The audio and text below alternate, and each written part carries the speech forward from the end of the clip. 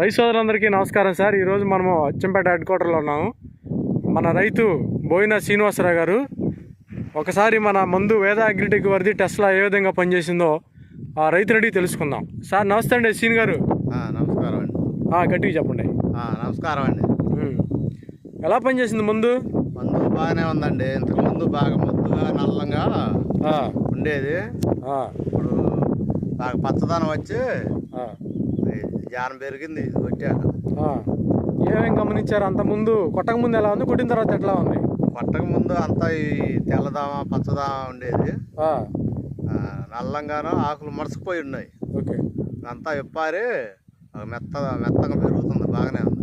Okay, ఎన్ని రోజులు అవుతుంది సార్ కొట్టి? 4 రోజులు. 4 రోజులకి మీకు రిజల్ట్ అర్థమైందా? 3వ రోజు కంచి అర్థమైంది. 3వ రోజు కానీ అది తెలిసిపోయింది. ఓకే, రైతులు వాడొచ్చా మందుని? వాడొచ్చండి, బాగానే వాడుకోవచ్చు. ఎక్కడ తెచ్చారు ముందు? వాసు గారు. మీకు ఈ ముందు ఎలా పనిచేసిందో అదే రకంగా 10 మందికి రైతులు కూడా మీకు తెలిసిన రైతులు చెప్పండి, వాడించండి. వేద అగ్రిటెక్ వారి టెస్లా అనే మందు. ఓకే, ఒకసారి మనం ఫీల్డ్ని చూసినట్టయితే చెట్లు బెట్ట వాతావరణానికి ఎక్కడ ఉండే చెట్లు అక్కడే ఉండేవి. ప్లస్ దోమ, నల్లి, ముడత.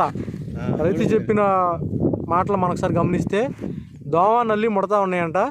ఇది కొట్టిన తర్వాత దోమ, నల్లి, ముడత పోయి గ్రోత్ వచ్చింది, క్వాలిటీ వచ్చింది అంటున్నాడు సార్.